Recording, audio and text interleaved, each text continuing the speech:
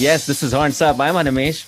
And I'm Peter. And joining us today is another friend of the pod, making his third or fourth, I can't say, man, I've lost track. Say hi to Deepak Gopalakrishnan, also known as Chuck. How's it going, man? Hey, hi guys. Thanks for having me. Yeah, it's all going well. Good. So the three of us are here today to celebrate the 30th birthday of an album that still manages to elicit hot takes from those who give it a spin. And I'm saying this because I've been subject to Peter's WhatsApp texts while he's been listening to this album. For what it's worth, it remains the band's most commercially successful release, and it's the only album to be listed as an essential album on Apple Music by Apple Music. The album, Images and Words, the band, Dream Theater. Yes. Woohoo! Finally, it's taken us 190 episodes to get to the one where we talk about Dream Theater. And Chuck, honestly, I have to be fair here, right? Animesh and I were discussing this episode. We were like, who do we get? And it was a no-brainer. I was like, listen, Aw. Chuck watched them in Singapore and Bombay in 1 week. He braved a 3-hour downpour in Bombay and watched their entire set. Whose pick did you end up getting? Petrucci, yeah. You got Petrucci's, Petrucci's pick yeah. also. And I mean, if that I saw them in doesn't- Luxembourg also, if that counts. Okay. see, like you made up Although I for- didn't go all the way to Luxembourg just to see them. They just happened to be playing over there when I was touring. So, yeah. I think that qualifies you to Sure, be fair on enough, the pod, yeah. if nothing else. Fair right? enough. So, are you surprised that finally Horns Up is talking about Dream Theater? Okay, I'm not surprised that you haven't dedicated a full episode to the band, but I would be surprised if the name hasn't come up before, even if it was in jest, saying that it's not like they do things like Dream Theater. I'm sure you would have invoked the name at some point. But no, I'm not very surprised because you might have mentioned them during one of your year-end things, even if just to mention that the album's release, even if they didn't make your top 10 or something. But no, I'm not surprised that you haven't dedicated a full episode to the band, really. Why are you not surprised? What does listening to the podcast tell you about our tastes in metal? This is turning into a feedback session, guys. We've opened a can of therapy for- worms. Yeah, no, I don't know, man. I think their music is extremely polarizing in the sense that you either hate it or you love it, right? It's one of those kind of bands, and I don't think there's any sort of midway, right? I think Yeah. everybody who goes to a Dream Theater concert really wants to be there. It's not like one of those, okay, I'm a rock fan, so might as well go. I don't think it's any of that. And this is not a judgment on your musical taste or anything like that. I don't see like the quote unquote controversial bands that you've had on in the past. I've seen one of you being a big fan of, right? One of you, like, there's just so many examples right now. One of you tilt more, like Animesh is way more an Iron Maiden fan, I guess, than Peter is. So I guess it tilts towards that, and there's a balance. But I don't think either of you come off to me as a Dream Theater fan as such, and I don't think that's necessarily a bad thing. Again, I know plenty of very seasoned music fans, rock fans whose opinions I respect a lot, who don't like the kind of stuff that Dream Theater does. And if honestly, push comes to shove, I mean, I'd like to think I have a neutral opinion of the band. I won't blindly say that everything they do is gold. So yeah, I'm not surprised that you haven't featured them on the show. But yeah, good thing you got there before 200. Okay, Thank so you. Animesh, is that assessment by Chuck, right? That's absolutely perfect, and that also gives you an understanding as to why we got in touch with you about this episode. Like, You are a Dream Theater fan, right? Yeah, fair enough. Like, I'm not a big fan of like you guys. I know are big fans of like Anthrax, Slayer, thrash, etc. I'm not really a huge fan of that genre. So if I were to have a rock show of my own in the first 190 episodes, it probably wouldn't feature. So there we go. But yeah, they are a band that means a lot to me. Yeah, I would say like top 5-10 bands that were most important to me. I would say, yeah, they're definitely up there for me. What about you, Peter? Are you a Dream Theater fan? I'd say I'm a casual fan, right? I mean, like, yes, I did end up going to their concert in Bombay, and I have to give a huge shout out to Mr. Amit Gurbaksani. I know he won't listen, but I'm going to send him this episode just for that shout out, because he managed to score me a press pass for their gig in Bombay when, coincidentally or not, they were actually touring in support. It was 25 years of Images and Words, where they actually played the entire album, right? So that would have been a treat. Yeah. So just a disclaimer, a lot of what I'm going to talk about the album is going to just reference that gig, right? And that entire experience. But I would say I'm a casual fan. I mean, it's like, do I listen to it? Like Chuck said, I did listen to Dream Theater because honestly, when I was getting into metal, Dream Theater was always introduced to me as the progressive band, right? I mean, for the gatekeepers or whatever that we had back then, it was like, no, you have to earn your right to kind of get into Dream Theater. You have to like mature enough to listen to Dream Theater and stuff, right? I say this, right? Because unfortunately, my friends back then were these guitar nerds. So they were more Petrucci fans than Dream Theater fans. And I think let's make that distinction very clear, right? If you're a Petrucci fan and you're a Dream Theater fan, very different thing. Chuck, would you agree? Yeah, I think so. I think you'll also find, I think it's testament to the fact that all the musicians are very good at their instruments. Like, for example, my brother's a keyboard player, and I think his biggest attraction to Dream Theater has always been the keyboardists. In fact, for his birthday, I got him a cameo from Jordan Rudess, and he was completely blown by that. Yeah. Same with, I think, people have so many opinions on the Mike Portnoy versus Mike Mangini thing. Drummers look up to him and all that. So there's no doubt about the fact. And then, of course, there's Mew. So there's no doubt that, and Petrucci probably just because the guitar is the most visible instrument out there and all that. So I guess, there's no doubt about it. And to their credit, I think all of them are reasonably media savvy. I've seen like all of them, especially Petrucci, on a bunch of other videos, collaborations and all that. Portnoy during his time was very sharp with all that. He would go and answer comments in DT fan forums and things like that, I remember. So I think they put themselves out there as well and made it possible for others to kind of like fall in love with them. You don't hear about the other, like DT is often clubbed as part of the big three of progressive metal, right? Along with Fate's Warning and Queensryche. You really don't hear this much amount of fandom hype and noise around those guys, or Symphony X for that matter. So yeah, I think these guys have done a good job of not just making great music, but also putting themselves out there. What were your first exposures to the band? How did you get into Dream Theater? Okay, so actually it kind of goes the guitar player route, like Peter was saying. I think it was second year college or something when a bunch of us who used to listen to English music, right? And by English music, I mean, the Bon Jovis of the world, right? Bon Jovi, Def Leppard, that sort of thing that used to be standard on MTV at that point of time, Rasmus and all that sort of thing. So that was that's what our cassettes were holding. And then a bunch of us got into playing instruments at the same time. Not very good, but we started learning instruments at the same time. Our guitarist was extremely dedicated, and of the various people who were part of that band, I think only two people actually took up music professionally. One of them, Raju, the guitarist, is now still the guitarist of a Kerala-based kind of like a psychedelic rock band called Mushroom Lake. Oh yeah, I remember this. Oh, you know a lot of guys, yeah. And the other one, Vipin, who incidentally was the guy who gave me my nickname. He went on to become a singer in South Indian movies, and he sung for that Netflix Malayalam movie, Minnal Murali as well. So that was illustrious band members. Like how in Scandinavia they say, oh yeah, a future member of Opeth was part of my band. But this is all we have. So anyway, so Raju once, and that was just a time when we started getting laptops and we were able to download stuff from home and all that, right? Videos for the first time. He says, you have to see this. And he got me this video of DT's live performance in Budokan. There's a song called Instrumentally. Not sure if you guys have heard that because it's not really part of their studio catalog. It's there only on the Budokan album. So Instrumentally is a very interesting 11 or 12-minute song, like all Dream Theater songs are, which sort of like blends together all their instrumental parts from various songs, right? So it's got a little bit of Metropolis, it's got a little bit of Yitzy Jam, it's got like, it's a career spanning collection of instrumental. And it It was great, and obviously all of them were performing jaw-droppingly, right? I've never seen anyone play guitar, bass, keyboard, or drums like that before. And to see one band with all these four talents together was just simply jaw-dropping. Like, okay, we need to find out more about these guys. And then from there, it was a very organic discovery of some of their songs. Obviously, some of them seemed poppier at the time. So the benchmark was set fairly high because you started with something like Instrumentally.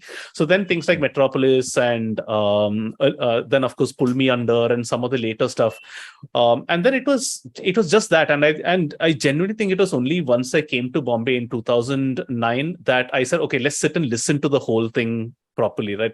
That was when I started getting into this habit of listening to discographies top to bottom. And by the way, I must mention this. I felt very sheepish about stating this fact because when I've heard Horns Up before, all of you are such seasoned album listeners. Yeah, I got the album. I went to music world, got the album, listened to it top to bottom. I was never that way, and it's only much later that I started listening to albums properly. But now Sahil Makhija himself is admitting on Twitter that I never heard Appetite for Destruction top to bottom. Like, so, right. So this looks like I can confess now.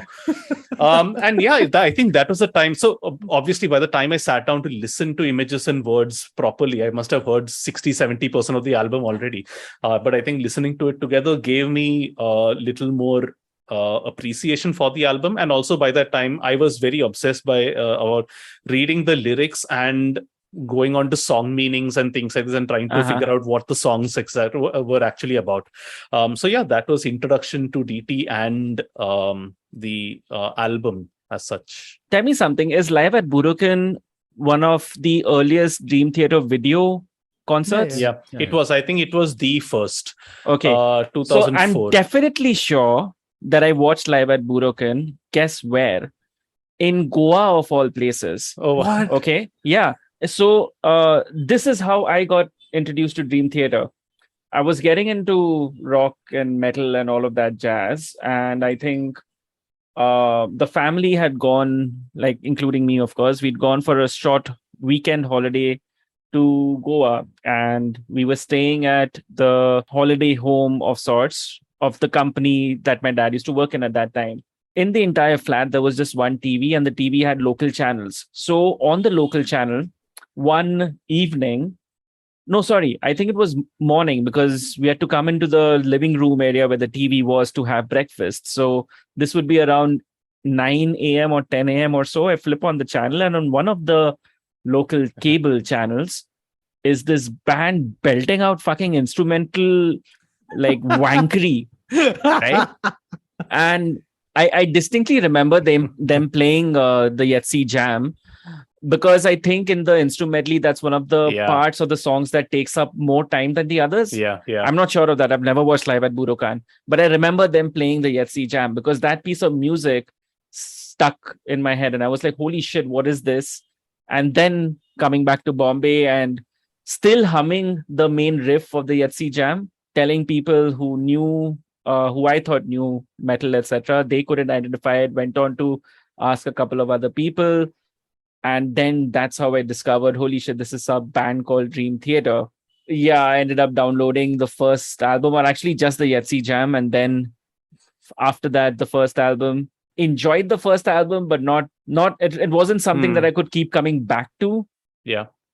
But the second album, which is Images and Words, the album that we're talking about, that one I think I first heard around maybe 2 or 3 months after first getting to know of them in Goa. And it's been one of the albums that I keep coming back to. In fact, so much so that I've only heard 3 Dream Theater albums in my life.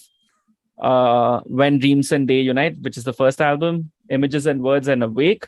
And then that's it. I haven't heard any other Dream Theater ever. And that's something that I've shared on the podcast before.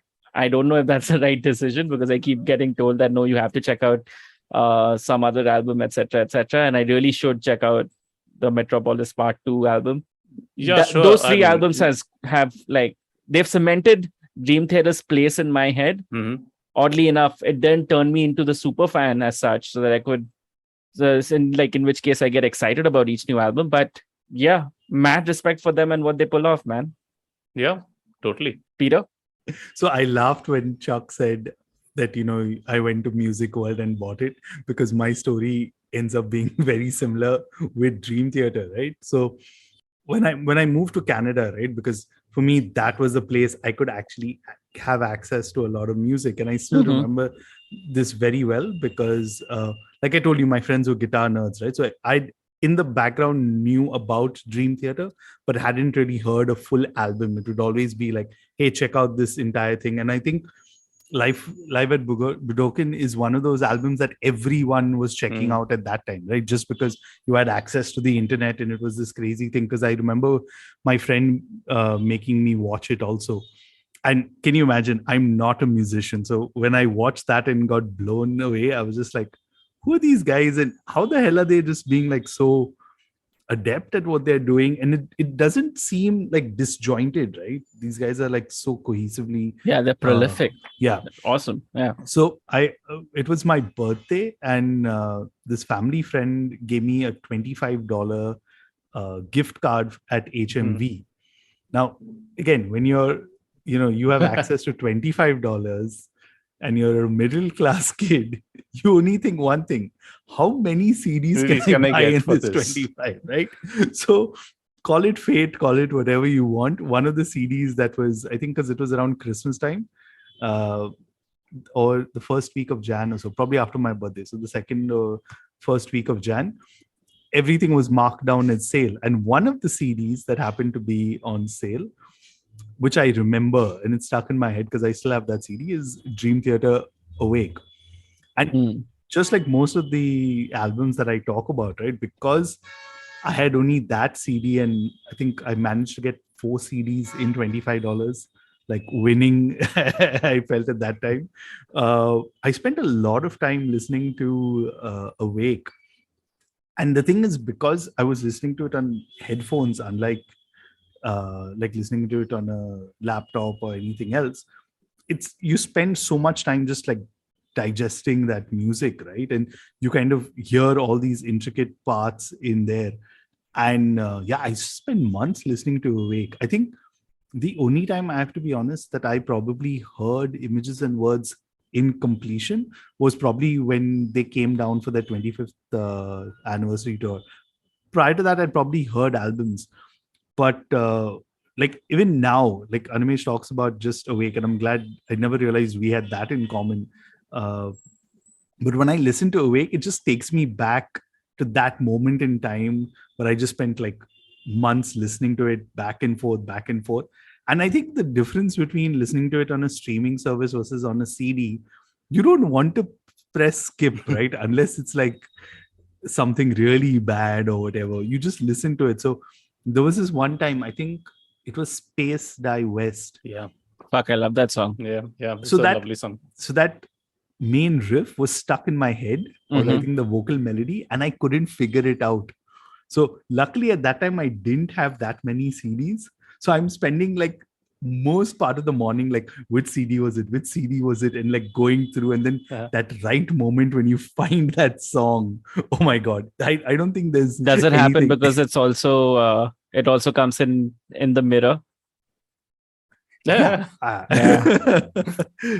But it's so cool when because that had happened to me once. But it's so cool that like when you talk about it, and I think for me that's that connection with Dream Theater, right? Like when you just have like $25, like at this point when you have the money and you have the access on the internet and all, but like it takes you back to that moment, right? And I think there was a lot of hype, and there was a lot of thing in my head that, hey, this is what you should check out and you should definitely know. No one had directly recommended Awake to me. I just found it there, so I was like, hey, why not? So yeah, and then after that, I think because this was around the time they also released Train of Thought, someone had downloaded it and shared with me, so I remember listening to that album. And I think I really enjoyed that also because I was listening to Opeth, Dream Theater, all of those bands around the same time, right? So a lot of guitar music, I think, back then. I have a question actually for Peter. Like, you started off with a fairly unconventional choice. I mean, it wasn't by choice, it happened because a lot of, classically Dream Theater fans look down upon Awake and Falling into Infinity, those two albums. Oh, really? Why is that? They think it's musically and heavy wise, sort of like a step down. Didn't have the sort of creativity of Images and Words, and it's bookended by Images and Words on one hand and Metropolis Part 2 on the other hand. And even when I'm looking through the album listings right now, even I'm feeling like, yeah, I mean, a few very notable like Space Divest is clearly, for me at least, is the best song on that album. Erotomania is probably the second best for me, and there are a couple of nice songs in Falling In as well, like Hell's Kitchen and Trial of Yours. That aside, like, I want to ask you, Peter, like, did when you heard stuff outside these two, like, if you listen to the entire album stylistically also, it feels like, and this is just a metaphor, like when Metallica went from Black Album to Load, Reload, and then became heavier again. Let's assume those few things in the middle then didn't exist, right? It just felt that way if you listen to the entire discography. So for you, Peter, did you feel like when you heard the non-Awake albums after that, did you feel like it was different, or did it feel very natural to you? And I'm genuinely asking because I went the other way, right? I heard the heavier stuff first and then explored Awake. So I'm very curious as to what the reverse would feel like. I mean, or you didn't feel it at all. I mean, it totally makes sense, right? I mean, when you listen to some, because I've listened, and like, that's why I said I'm the casual fan. So I'll do listen to the singles of the upcoming albums and just sample them and see that. And typically, like, if you see like Dark Eternal Night and stuff like that, it's that heavier stuff that ends up being the single. I don't want to get into like why and all of that. So you do see, and I understand why, but it's like I keep saying on the podcast, right? It's when those early albums that you discovered and they just stick with you. Yeah, they just stick with you for more nostalgic and sentimental reasons than musically. Because at that time, if you told me Opeth is the best band in the world or worst band in the world, for me it was like, hey, these are like the few CDs I have and I'm going to listen to, right? So you're not thinking that way. Yeah, and it's also like when you were saying that entire thing, and this is again one thing I respect about the two of you, right? Like how you listen to albums completely, and maybe this is also a factor. I mean, it's also a matter of the change in media over the years as well. But when you were talking about that, if I were a kid, I had $25 and I had access to a few CDs, whatever CDs I buy, I will treasure them, listen to them over and over again. And when you were saying that, I was thinking like when I was growing up and all that, and I had these Archie comics, there are some that I would read so many times. I knew the storylines, just like I knew exactly what was going to happen and what clothes they were wearing and stuff like that. So yeah, I guess those, they may not be the best things that you ever listen to or read, but you will always remember those. Nostalgia. Hashtag paperboat ad. Wow, we got Senti there for a minute. Okay.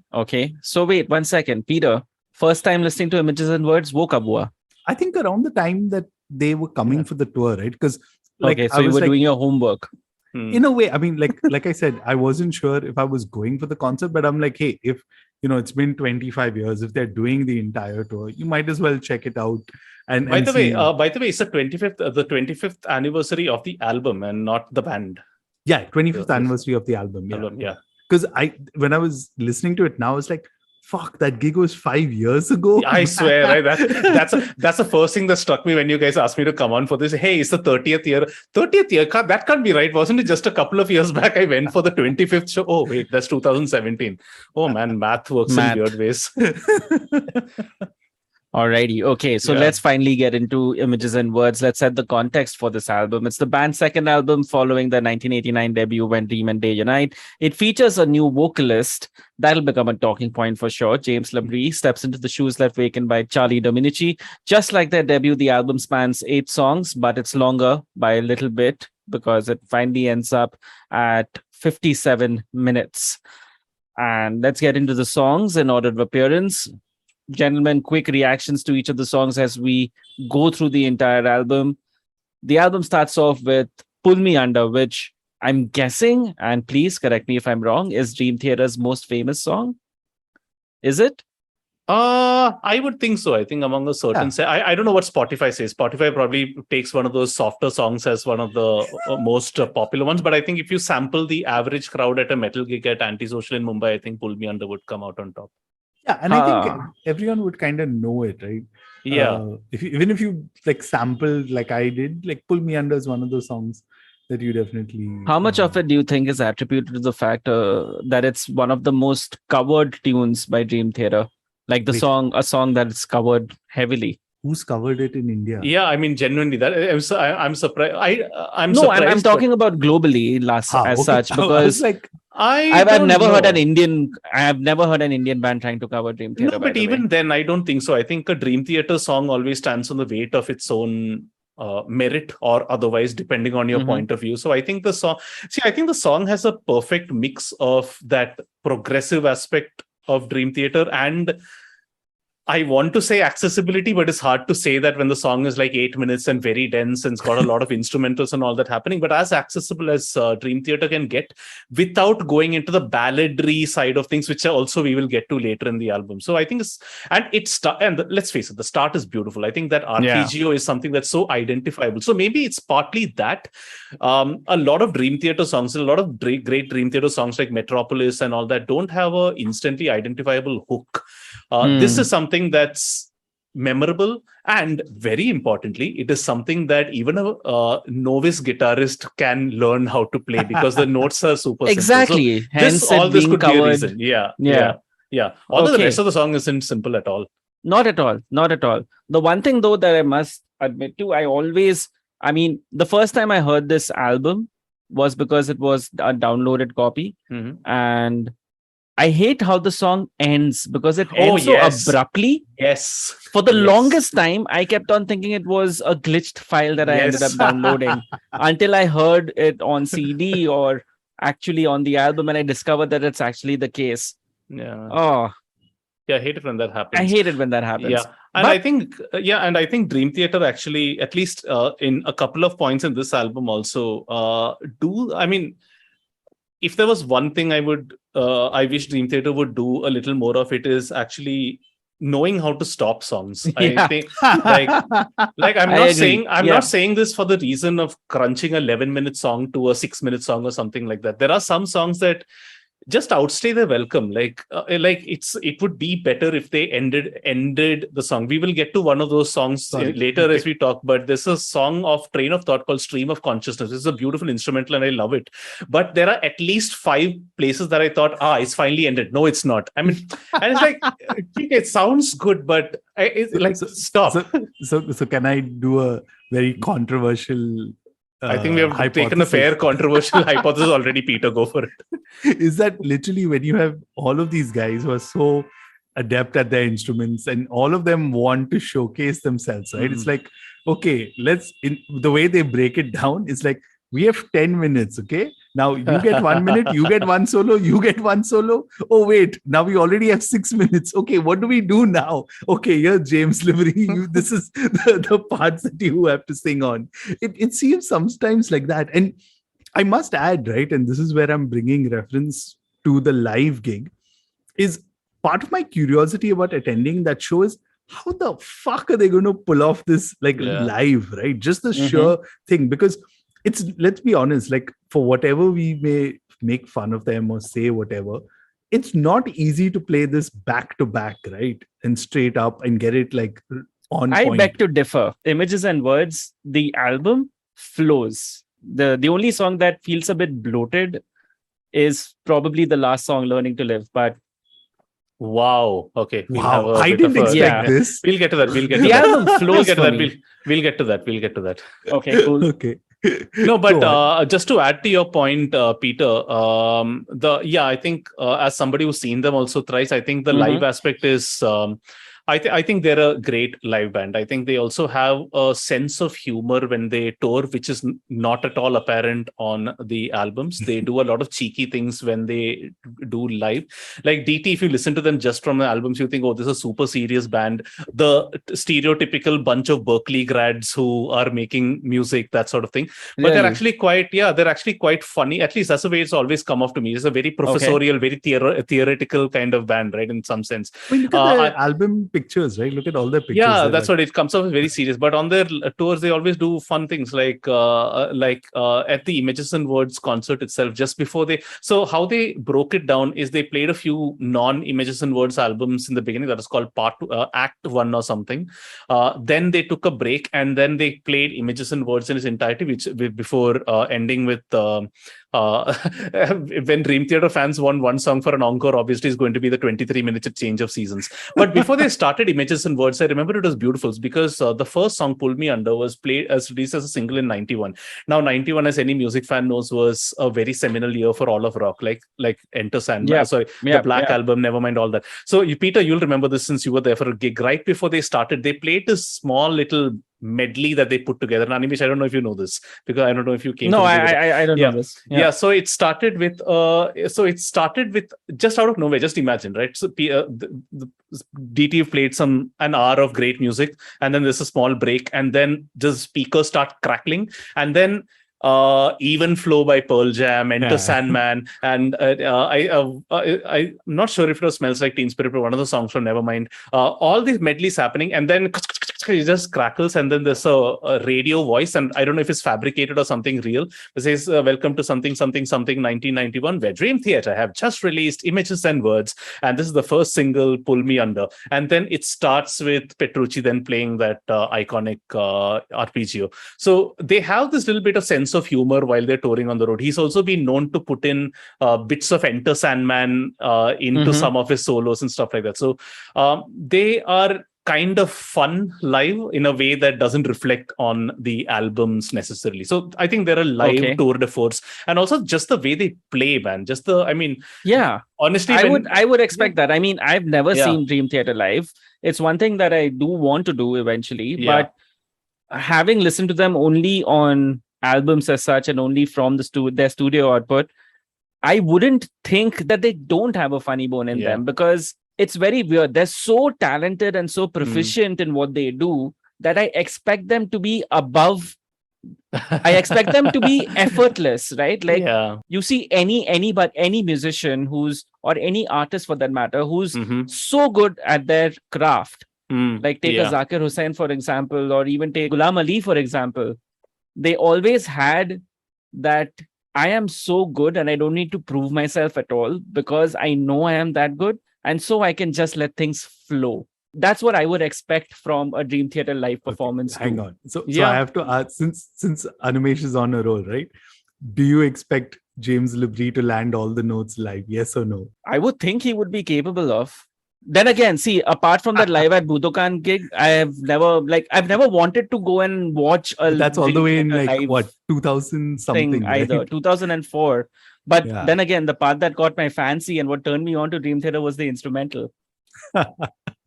And you have to pay testament to their, whether you like the music or not, just the ability to keep doing. I think they have one of the highest endurance, of a band. And I'm not saying musical longevity. I'm just saying like the 2017 tour that they did, the 25th anniversary thing.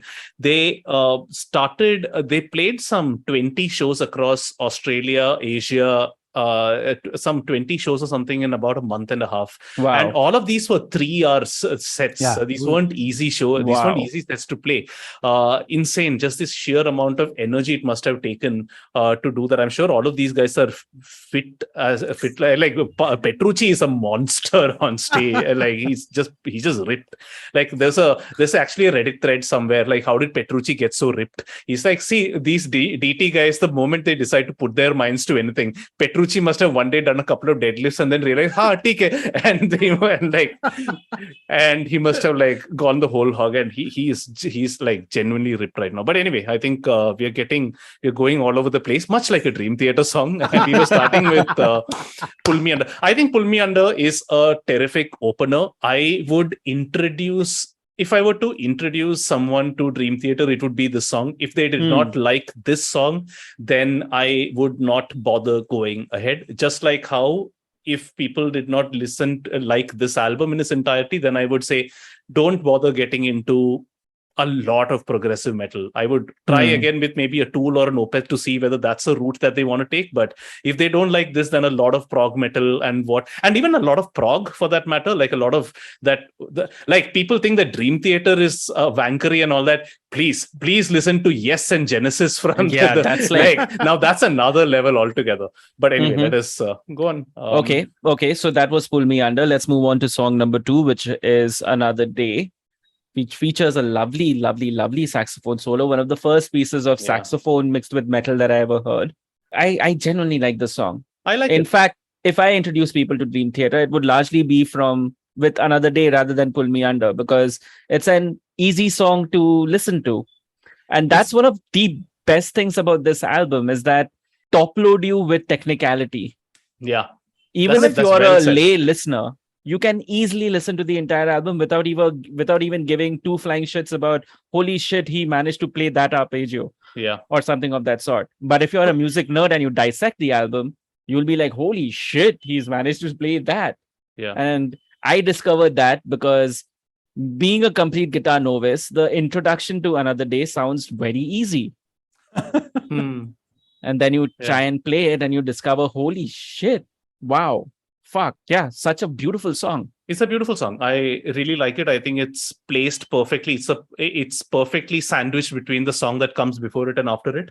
The only reason I wouldn't introduce this wouldn't be the first song I would introduce, because I'm thinking slightly long term. Because I think if somebody listened to this and liked it, and then I play Pull Me Under after that, they'll be like, hey, is this the same band? Because I like more of the first thing. In which case, I'd probably start with, I would, okay, all right, let's take you to like Dire Straits or something like that. But yeah, on its own, it's a beautiful song. The sax solo is great. And what I didn't realize is, and only when you guys were putting down that list of songs and the musicians on them, I realized that he's the same saxophonist who toured with them later for Budokan, Awake, and all the other live shows as well. So that's pretty interesting. And that's a musician who's not done anything related to metal before this. So I found that kind of interesting. Dream Theater has always seemed to be the musicians' band, Like, I feel that they are a band who will have a big following in jazz circles. And I think a lot of their fan base, let's face it, which is going to tilt overwhelmingly Sausage Fest. I feel that I think it would be very unlikely that there is a musician who doesn't respect Dream Theater. They may or may not be fans of what they do, but I think they will look up to them musically. So yeah, I think this is a great song. I think it's again very nicely placed in the album. Peter?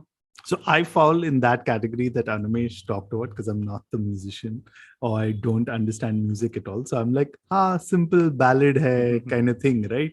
I love the saxophone. And I think that's the thing, right? Where you, with a band like Dream Theater, they do this kind of stuff. Yeah. I just love, and I think for me, it's because I like guitar music, right? So I'm paying more attention to the guitars.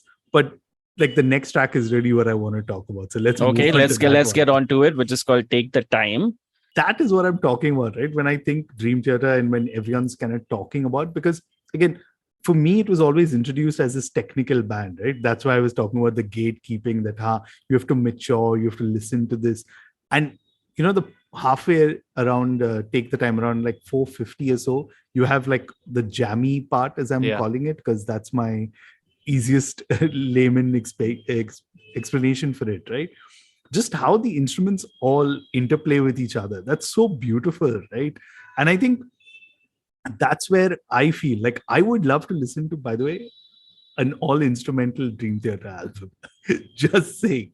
Of course, yeah. Yeah. Or like, even like, while people do kind of say that, okay, liquid tension experiment and all, I do like that kind of stuff. But then you have to be in that mind space, right? To just enjoy these really long songs in there.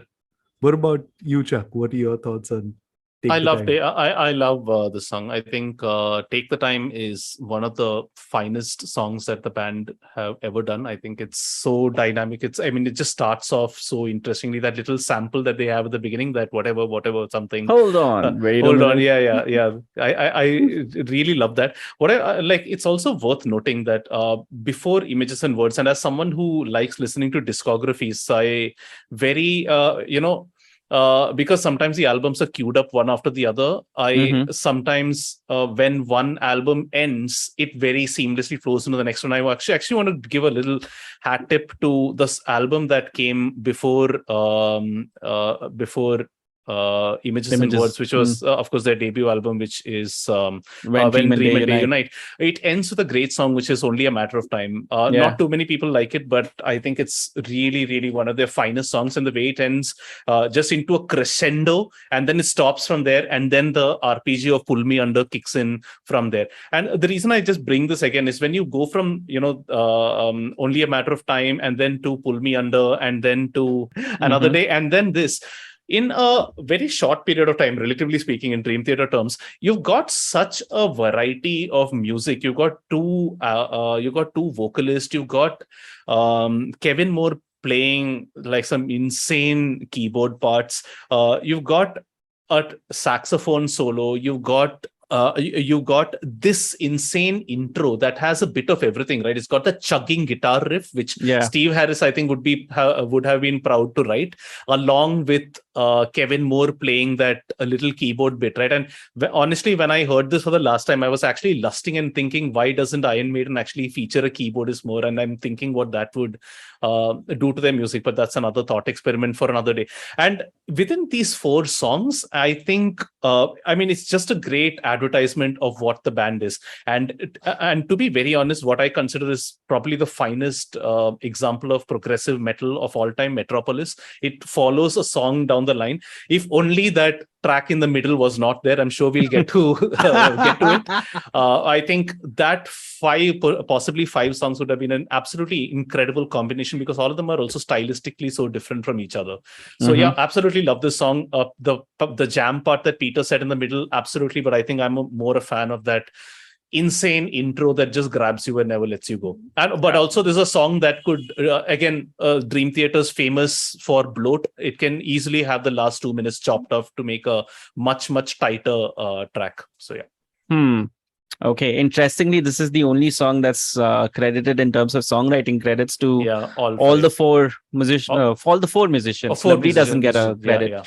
At this point, I just have to ask, since you mentioned the bloat, Chuck, were they using a producer, or did they have someone outside who could tell them? Like, I don't know. I genuinely don't know. And actually, this is interesting that you bring this up, because in the last album that they released, this thing, A View from the Top of the World, which again, no surprises really for anyone. They didn't do anything drastically different. But one of the lines I remember reading in one of the reviews was almost exactly this. It's about time Dream Theater got a producer who can just sit them down and tell them, tell them a few things. And I genuinely think Dream Theater could benefit from a producer who takes them in a not completely different direction, slightly different direction, try a couple of different things maybe. But I guess at this point of time, when Images and Words came out, I will talk about this more when we wrap up the album together. But I think at this point of time, I guess it was charm. I guess it was interesting that this bloat was over there. I think it became a trope only much later.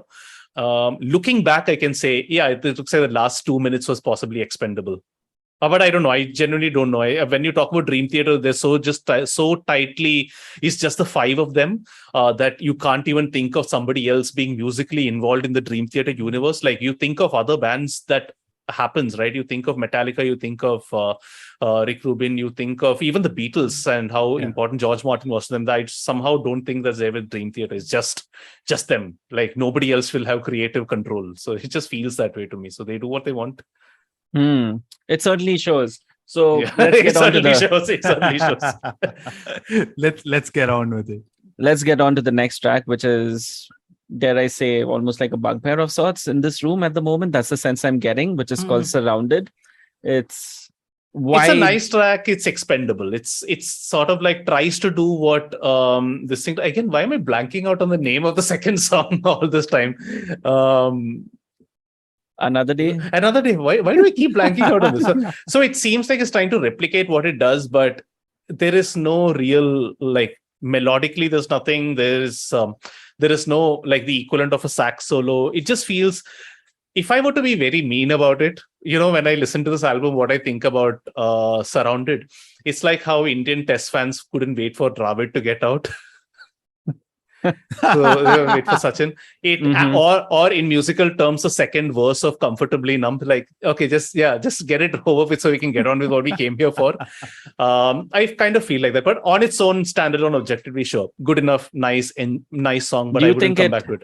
Do you think it's a problem because there are so many other really good songs on this album that it suffers by comparison? I think so, but even apart from that, I try to think about these things objectively. Like, if I were to, would I choose to listen to the song on its own? And no, not really. There's just a lot of other great songs from Dream Theater and other bands itself, even that trying to get this kind of vibe. So, no, not really. I get maybe for album placement purposes, like the whole high, low, high sort of thing is maybe what they were going for. But no, it doesn't do anything for me, really. It's a nice enough song, sure, but I mean, if you think about it that much, right, it could be like the end of side A possibly, and then you have Metropolis Part 1. Yeah, sure. Like, B if you think about, off. but maybe then, from a cassette point of view, sure. Yeah, if you're thinking that much, right? But I thought, like, my notes were like, I think I'm going to like offend fanboys when I say this is a filler track, but then I don't think so. I think we're in a majority here. Yeah, I don't think so. I think most fanboys would agree that this is a filler track, at least. Yeah, it's a solid track. Does it belong on the album? Sure, it does. Is it something that will definitely be repeated a lot of times, or as Chuck rightly said, something that you choose to listen to? No. And that's fine. So with that being said, let's move on to Metropolis Part 1, The Miracle and the Sleeper. I have a question over here, and this is only because I haven't yet heard Metropolis Part 2. I remember reading a rumor somewhere that this wasn't supposed to be Part 1. This was like Part 1 is just a joke that's been written in. Yeah. Right? But eventually Part 2, etc. happened because the fans like absolutely delivered the love of the song to the band so much that the band had to take notice of the fact that, hey, this is something that we need to deliver on. Is that true?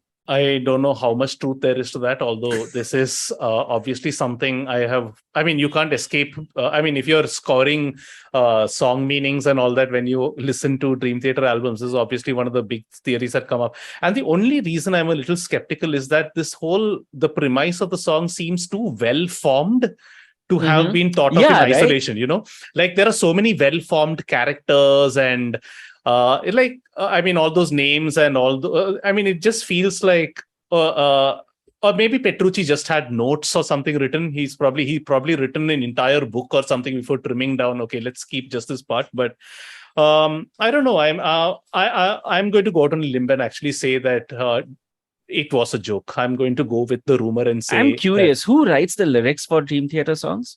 That's interesting because actually it's a mix. Like all of them contribute, and I think of late Labrie has contributed also to the lyrics. So each of them are written by different. Like even like Learning to Live was written by John Myung. The lyrics were written by Myung. Petrucci wrote them for Miracle in the Sleeper. Portnoy writes a lot of the songs, especially those related to alcoholism and addiction. 6 Degrees onwards. Kevin Moore has written stuff. I think he wrote the lyrics for a lot of the previous albums. So yeah, I think all of them. I think musically it's a very democratic band. Okay, and let's just talk about the song a little bit because it's probably, one of their most technically showcasing songs. Is that also a right thing to say? Again, I say all of this because I haven't listened to any Dream Theater after a week. I think and this remains a standout kind of a highlight track. Yeah, to me, I think this is a cornerstone in progressive metal, this particular song, right? Whether it is your favorite Dream Theater song or not, for me, it isn't. It falls a close second behind a song that you considered filler, but we will get to that.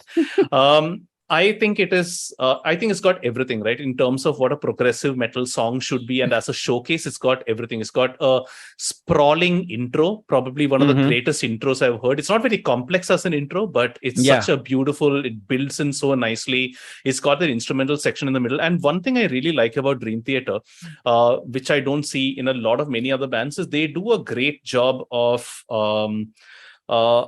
Sort of like musical gratification in some sense. Like they take you through about 2.5 minutes of very rocky terrain, which to the outsider would be like, what are you listening to this shit for? But then it goes up, and then that reward, that gratification that comes, I think it happens so beautifully in this particular song. After that jam section, I think they do a really good they do that very, very well over here. And then all the musicians are in really fine form. Myung has that little bass part that's played in isolation, for example. So you can just take 10 seconds to appreciate, holy shit, even the bassist is insane. Is there anything that this band can't do? Petrucci has a solo. So yeah, I think overall this is a very, very fine example of what progressive metal can be. Again, one of those songs where I would say if you don't like this, chances are you won't like a lot of what progressive metal or even prog has to offer. So yeah, definitely up there in my book as one of the most important songs in all of prog metal. I'm guessing, Peter, you really enjoy this track because to me it's one of the songs that absolutely showcases Petrucci brilliantly throughout, because there's so much he's doing right throughout, like his fills, those tremolo things he does, those hammer-on pull-offs. Oh man, it's beautiful to listen to and pay attention to it, and you'll be rewarded more for it. Right? Yeah, I mean, like my memory of watching this live is being soaked to the bone, and then like this song comes on and you're just like, fuck it, you don't care. I mean, it's like what people used to talk about at Independence Rock. I mean, I attended a couple when it's raining, right? And you just, it's not just about the music, it's about everything else also, right? And I think that's what you're talking about, like watching him perform this live. Like that's where I was coming from when I was talking initially, right? Like there's one thing that you hear these songs on CD and but when you actually watch it live, the lights and everything else, I mean, for me, it's like an epic, like this is like proper epic for me, right? And just watching it live and that entire experience, that was a lot of fun. I mean, like when I think about it, right, like you're talking about the reward, right? Like the reward for like standing in the rain through this entire thing was watching this, and of course later on then Change of Seasons, which was again I think crazy. Absolutely. Okay, lovely. Let's move on to the next song, which is Under a Glass Moon, another song written by Petrucci. I mean, see, this is where again, and you can sense my bias towards certain songs which are written by Petrucci, right? Because I feel like this is where he's like showcasing his skills in there, and that's what I think, like that's where I've kind of gravitated towards in there, and that's where. So I liked this one. Chuck, what about you? It's a nice song, but I wouldn't necessarily go back to it again. If I were to cut one song from Images and Words, it would obviously be Surrounded. But if I were to be pushed to cut a second, it would be Under a Glass Moon. I mean, it's a nice enough song. Sure, it's got all the elements, but there's nothing that really stands out to me. It doesn't have... It's and I'll be honest, the intro kind of annoys me. I know it might appeal to a lot of people, but it kind of like puts me off. And it's got a nice chugging sort of thing along, but there's no gratification that comes anywhere. It's a nice enough, and everybody. I mean, as with every DT song, they all get to showcase their skills. So if you're into that sort of thing, sure. It takes a bit of a mental breakdown from Images and Words to me, which I guess is okay. You take a bit of a palate cleanser before moving towards what I think is a epic outro. So yeah, that's. I genuinely think Under a Glass Moon showcases Portnoy better than it does Petrucci, because Portnoy manages to showcase his heavy side a lot better on this track, because he's continuously heavy throughout, even though the song isn't heavy per se. But Portnoy's tempo and his choice of what he's doing and which drum he's hitting with his sticks, of course, but which drum he's choosing to hit that to me showcases a drummer's creativity, because a lot of times drummers don't really get due credit. The bassists never get credit. The drummers, I mean, whenever they do a drum solo, they get credit. But then beyond that, just if you were to sub in any other drummer and ask him to play on or her to play on this particular track, I don't think you would get a result as interesting as Portnoy is done on Under a Glass Moon. That's the only, that to me is the reward as such of listening to this track. Yeah, that's a great observation. I think that's true of a lot of Dream Theater songs. That there is just let's face it, there's just so much happening in each song that if you don't like the melody, okay, at least you can listen to what the guitarists are doing. If you don't like Mangini as a drummer, fair enough. Like, focus on all the other things that are happening. Like, there's just so much happening in every Dream Theater song. There's some takeaway that you will have, no matter where in the musical spectrum you are. Yeah, it's lovely. It's dense. So let's come into the outro for this album as such. 2 tracks. I don't know. Does it make sense to club them together?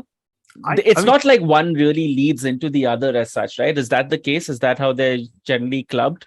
We're talking about Wait for Sleep and Learning to Live. Wait for Sleep is almost quasi-instrumental in that way. Yeah. Right?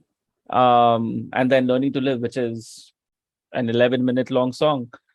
Do both of them, and I'm getting looks because I've just referred to it as just an 11-minute long song. It's obviously much more than that. But is it fair to take Waiting for Sleep and Learning to Live together? Well, they make sense on the album together. Maybe it's just because I've heard it so many times that I've got used to hearing the two in that order. Would I club them together? No, not necessarily. I think both. It's not like a Hellion Electric Eye kind of thing. Absolutely. Oh, that's a great reference. I think both of them stand on their own. I think both of them, if they were to played in concerts in isolation, I don't think fans would expect Learning to Live to follow Wait for Sleep necessarily, unless of course they were playing Images and Words in its entirety.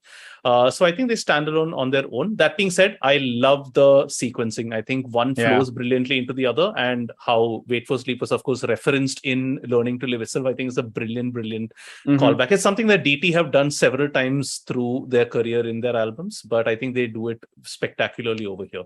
I agree with you. It's also the track that gives the album its name. Right? Yeah. By the way, interestingly enough, thanks to yours truly, this song has been performed at ISKCON in Juhu. What? I'm guessing neither of you expected to hear this. So my brother and I played at my reception back in 2013. Okay. And we had a medley of things that we put together. And I threatened my wife saying that, listen, we are going to play a Dream Theater song. She's like, that is Wait for Sleep, isn't it? Like, yeah, that's the only one we can pull off. But my brother's actually a damn good keyboard player. And this song is not easy, even though it sounds very easy, right? It's a beautiful little piano piece along with Labri singing. It sounds simple, but if you try to keep time to it, it's an insanely difficult track. It's so difficult, I still don't, I know the song note. I mean, I can hum each note, but I have no idea what the time signature is. But yeah, we performed that. We performed a couple of other things as well, including a heavy metal cover of Tugli Madly Deeply that are super fun.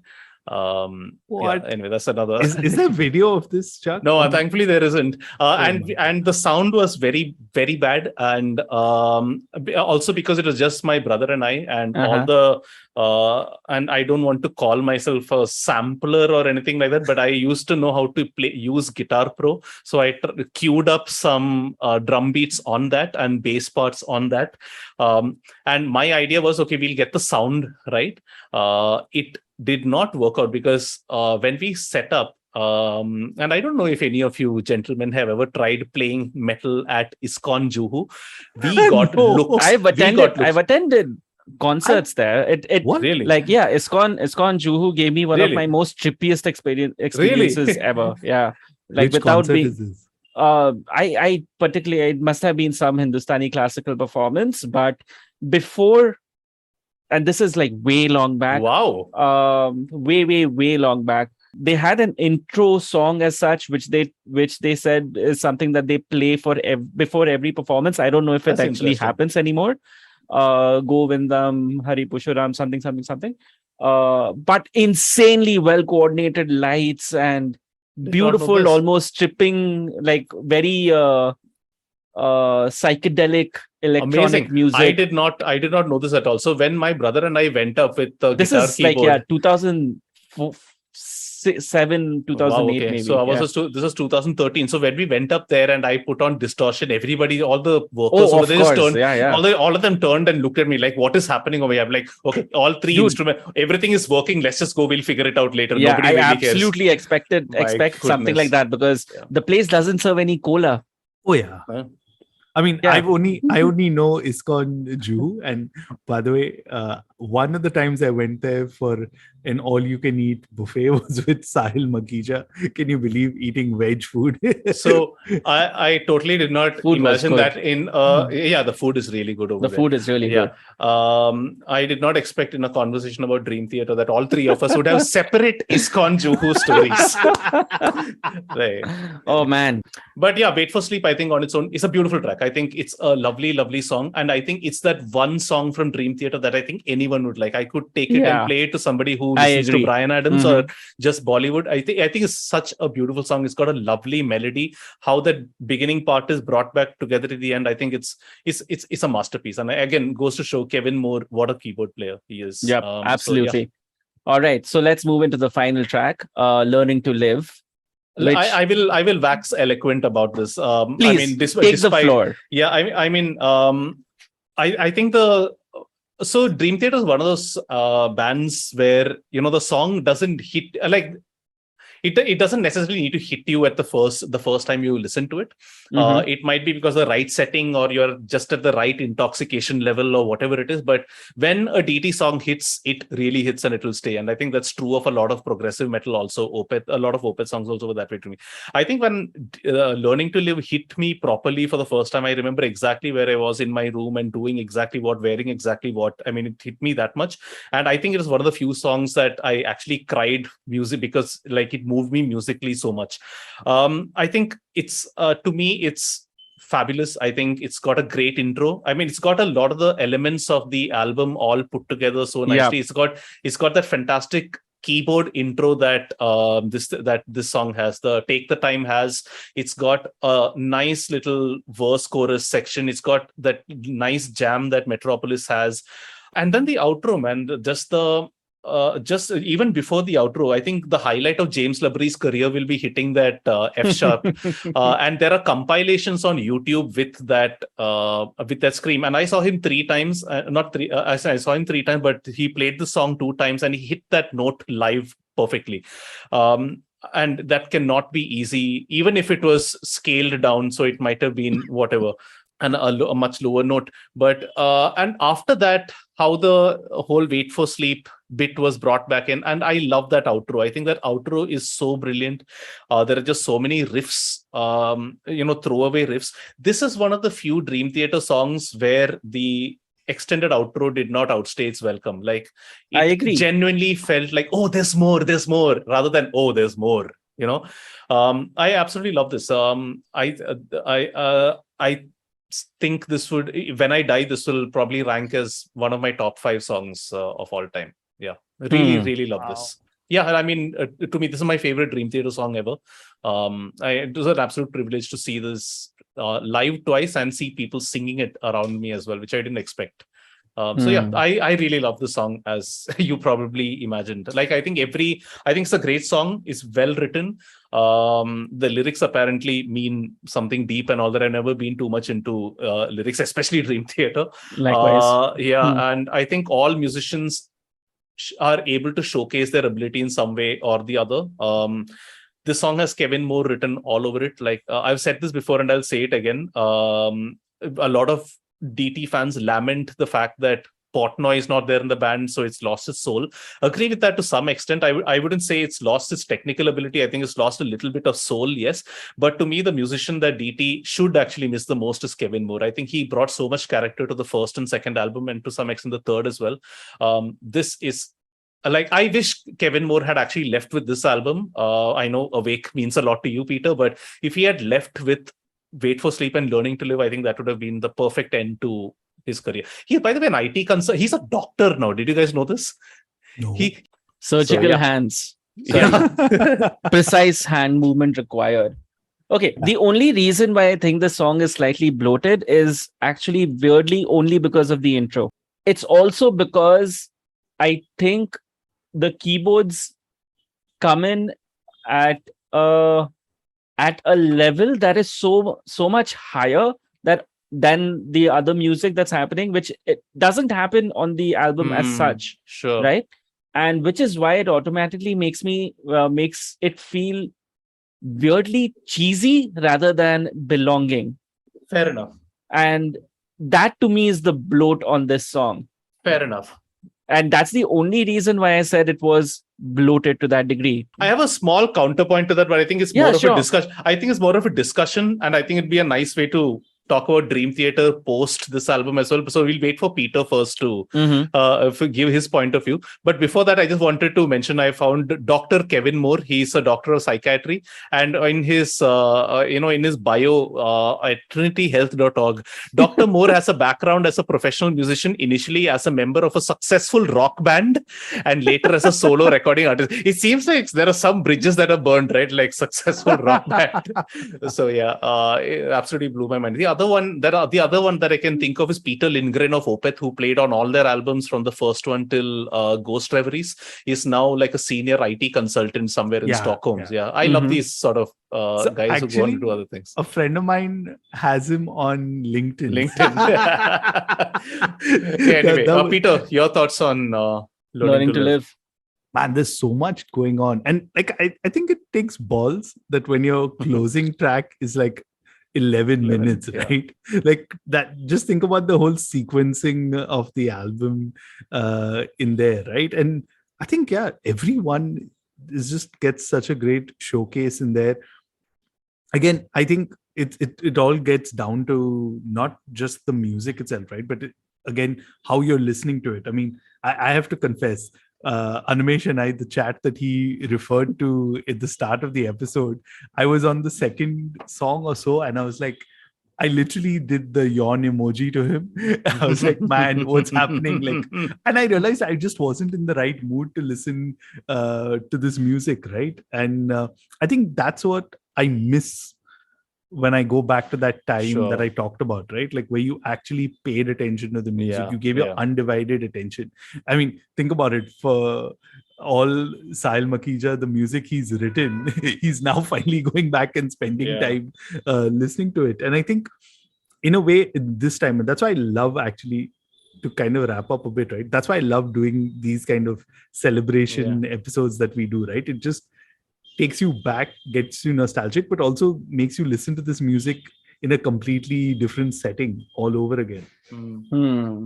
That's true. And I think that thing that you said is right, Pete. I think DT is one of those bands that, let's say, it's not background music, right? You have to pay attention to it. You have to appreciate what's happening, and to actually, Animesh made an interesting point about that bit of cheese and intro, right? So this is something I've very often thought about Dream Theater, whether that cheese is something that can be removed or whether it actually adds to the final gratification that happens, right? Sometimes there's always a temptation to skip ahead to the good parts, right? Especially when you're talking about 15, 20-minute songs, and somehow it doesn't seem as nice. Like the simple example is if you forward to the solo on Comfortably Numb, it doesn't hit as much because you need to you really need to go through all that, right, before it hits. So very often I ask myself, whenever there is bloat on a Dream Theater song, the outro is different, right, because you're ending the song with that. So at the intro especially, and that's a good point, Learning to Live does suffer from that a little bit, I'll admit it. Almost thinks like, okay, if that were taken away, does that add to the song, or does that,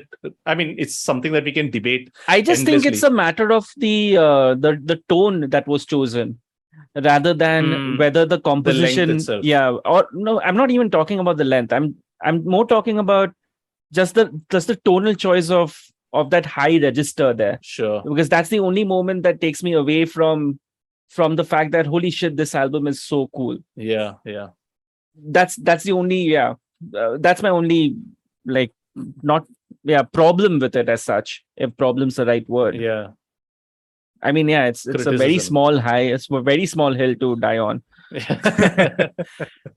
Okay, cool. So we've gone through the 8 songs quickly. Do you guys think this is an all A's album? Is it even can we consider it for an all A's? I vote yes. to have that kind of a discussion and always kind of a discussion with this album? Why not? Yeah, I think so. Yeah. At least in the space. I mean, it depends. See, if you're talking about progressive metal, there's no doubt about it, right? I think it's one of the greatest ever. It will go down in his, I think, top 5 of all time. Now, if you expand it a little bit to heavy metal, I would say maybe it's a top 10 album of all time. Where we are talking about things like, say, Masters of Puppets also being in there, right? But so yeah, I think it's by any measure, I think this ranks as to me it still is their definite, not just their definitive work but also their best work. It's a great introduction to the band, the genre, and yeah, I think to me it's a all A album for sure. Okay, Peter. I would say, I mean, like again, like we talked about some of the tracks that could have been left off and things like that, and I'm just trying to think, right? Like when Chuck talks, like we get so deep into the album, but then when you look at it from a slightly broader perspective, is it really that big a deal? Yeah. Like when you're talking about 57 minutes album, does a few minutes here and there really kind of matter, right? And I think that's what happens with Ollie's. Like you get so minuscule. Like I was like, hey, is this album cover Ollie's worthy? I was just kind of thinking, what do you guys think? Fuck, I don't even remember the album cover. I think the album cover is actually quite nice. I think it's a little intriguing. It's got that whole heart thing floating around, which is revisited later in Metropolis Part 2. I genuinely don't know what's happening over here, right? I think it's partially cheesy, partially art, but then these are Berkeley grads. I mean, sure. The thing whenever I listen to any of these songs is the album image that I always have in my head. So sure, I mean, it's not the greatest album cover, I guess, but it's quite nice, and I think it's kind of representative of the album. That kind of makes sense. Like the first album was terrible. Yeah. The first album cover was terrible. That torso of the guy and the DT, the Majesty stamp on him, that was terrible. So this is definitely a step up, at least from that perspective. Fair enough. Yeah. Okay. Do the change in vocals work? Change in vocals. Oh, from As Charlie to from Charlie. Oh yeah, 100%. So so there are many opinions on this, I know, but I will sum up what I think. I think James Labrie sure is a polarizing vocalist and has a polarizing voice. I think he fits in perfectly with Dream Theater. I agree. I wouldn't have any other vocalist doing Dream Theater, although I have often fantasized about Russell Allen of Symphony X singing for these guys. I think that would be an interesting combination. When James Labrie tries to do other musicians' music, I don't think it works as well. Like I thought his cover of Master of Puppets and Perfect Strangers didn't work that well for me at all. But with what DT does, and I think all the other music, see, these guys aren't idiots, right? They're like some of the best musicians on the planet, and then pretty sure they auditioned about 200 vocalists before settling on this guy. So I'm sure they saw his voice fitting in with what they wanted to do, and I think they do a great job. I don't know how much Labrie contributes musically and for writing the songs, but I think the others they write music in a way to bring out Labrie's strengths, right? And for what it's worth, on the 25th anniversary of this, he performed this about 60 times around the world, pretty flawlessly, or at least the 2 shows that I went, he was pretty flawless. So I think he's a good vocalist. And I think the whole debate around him just adds to the DT aura in some sense. Chuck said one point, which is the fact that he fits into the sonic palette of DT really well.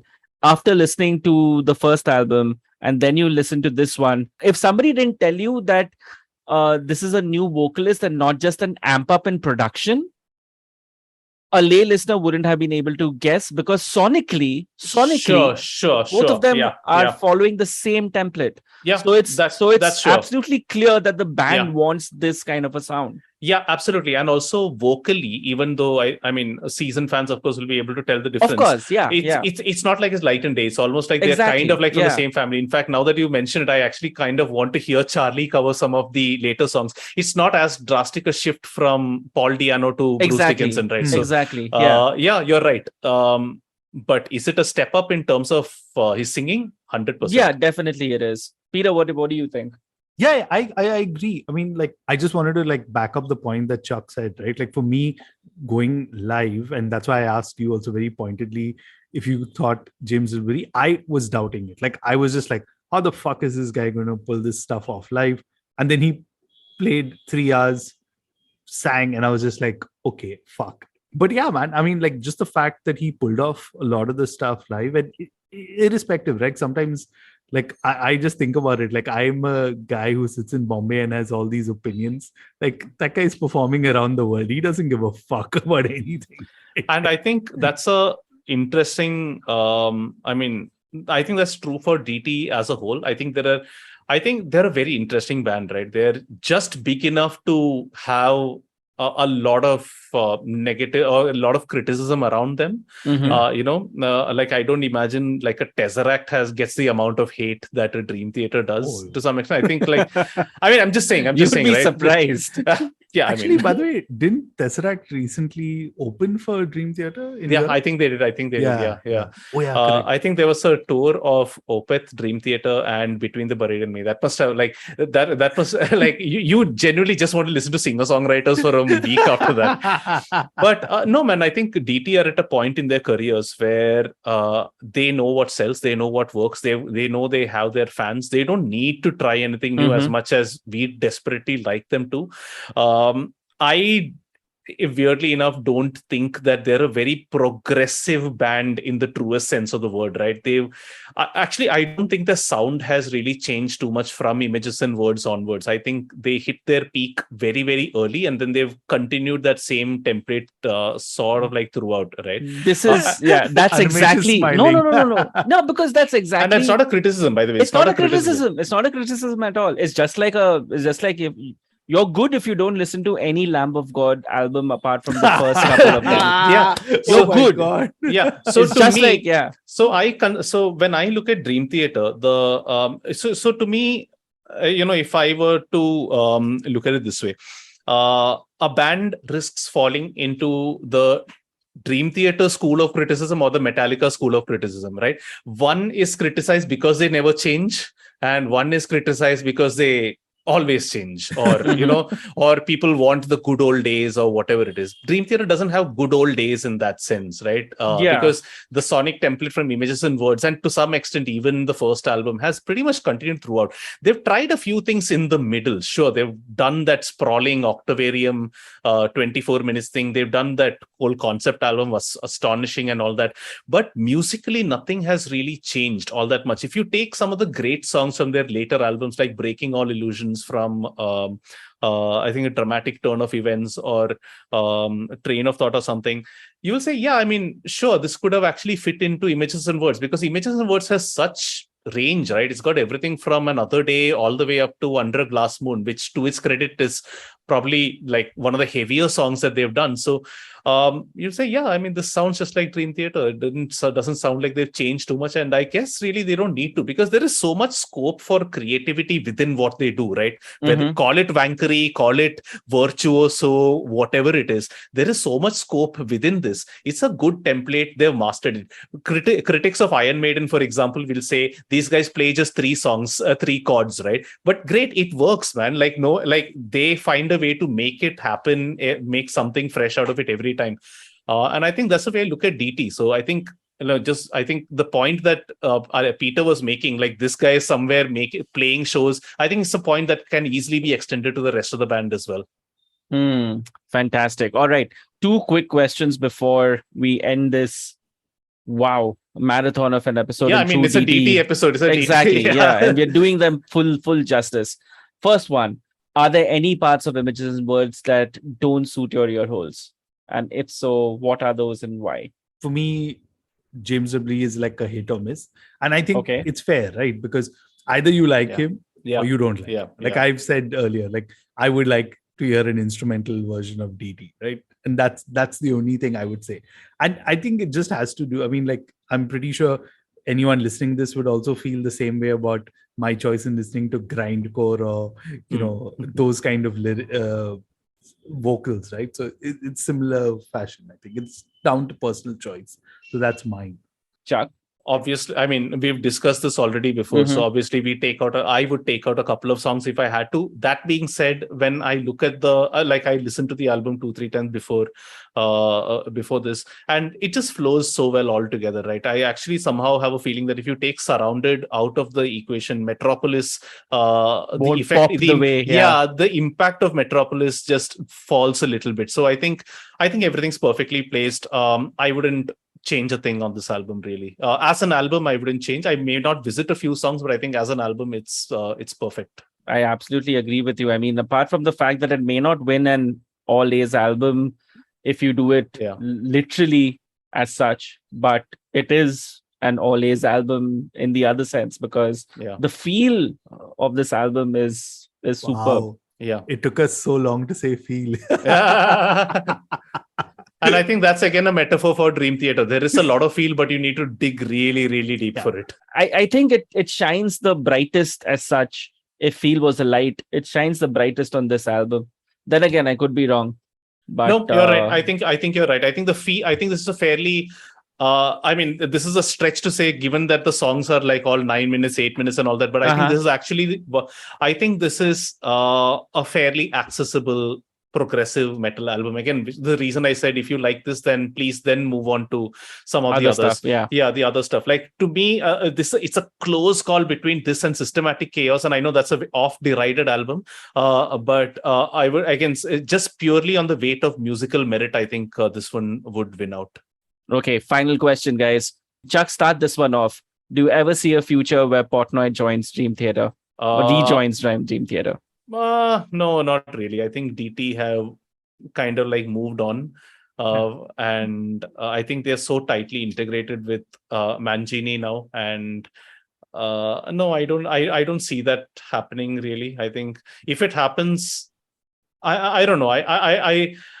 I somehow don't want it to happen in some sense, because it seems like DT have charted like a new territory with Mangini, and the fans are also getting around to accepting him, and he's a beast live. He's like, whether you like his drumming or not, watching him live with that whole cage setup of his is absolutely something else. And I genuinely think Portnoy is doing his own brand a little bit of a disservice by whining all the time about wanting to come back to DT or putting all those public feelers. Like, to me, that's, I mean, it's kind of like Liam Gallagher begging Noel to get Oasis back together is one thing. But Portnoy really doesn't need to do that, because he's such a great drummer. He's got so many other great things going for him with Sons of Apollo, Neil Morse and all that. He really doesn't need to do that. So, listen, I'm perfectly happy with the way Dream Theater are using Mangini as well. I'm completely okay with. If the question was, do I see him coming back? No, not really. I think DT are a pretty tight unit right now. I don't think so. Mangini's been a great friend of the band members themselves, even before he became the drummer. By the way, for those who haven't seen that little 3-part documentary of how Mangini became the drummer, is really beautiful watching. I think it's really, really nicely made. I actually now wish more bands had actually created and documented their audition process like this. It was so professional. The way they got him played exactly these kind of songs, I wouldn't have expected anything less than Dream Theater. There's a little bit of fun in the beginning where he's breaking that little drum-shaped cake and all that, but the audition process itself, it's not like 3 random songs. We are picking one of the toughest songs and then instrumentally the Dance of Eternity, and then we are just going to jam. It was so beautifully done how they documented discussion, and then Mangini's little crying at the end. I thought, like, that is drama that I did not expect from Dream Theater productions. So because I watched part of it, at least the last one, Chuck, I think since you liked that, you should check out Inner Sanctum did a very similar thing, which was 3 parts. And the only thing I'm going to break for you, because this is the reason I brought it up, is they actually got Mangini to do a cameo telling their current drummer. Yeah, you got to watch it. And I was like, this is so fucking epic. This is amazing. I did not know this. I'm going to link you to this after this episode. But they got Mangini to tell their current drummer that, hey, you're the new drummer of Inner Sanctum. That is so cool. This is insane. I did not know this. How many secrets does the Indian indie scene have that even... But yeah. But okay, all I'm going to say on this Portnoy thing is, like, let's be honest, right? The only reason this would be possible or would even be happen if there was like a major cash thing coming in. And considering Prague fans, I don't think, or at least what we saw in India, I don't think it's going to be made that big a deal, Portnoy joining back. Because that's the only logical reason. I mean, look at the GNR reunion. I don't think it's happened anything other than just money, right? I mean, or the Pantera reunion. You beat me to it. That's it, right? So let's be honest. But okay, cool. Alrighty, ladies and gentlemen, that was more than enough time given to images and words. And this could be one of the reasons why we haven't spoken about Dream Theater in a long time, because it would take this much time to do that and to do it justice. Well, I hope it was justice well delivered. What did you guys make of our discussion? Do you guys want Portnoy back in Dream Theater? Let us know. We are all ears. You can do that at hauntsuppod.com or on Twitter at hauntsuppod. As always, I'm on Twitter at Asmoani. I'm at Trend Crusher. I'm Chuck_Gopal on Twitter and Chuck of All Trades on Instagram. There you have it. Haunts up, boys. Haunts up. Haunts up.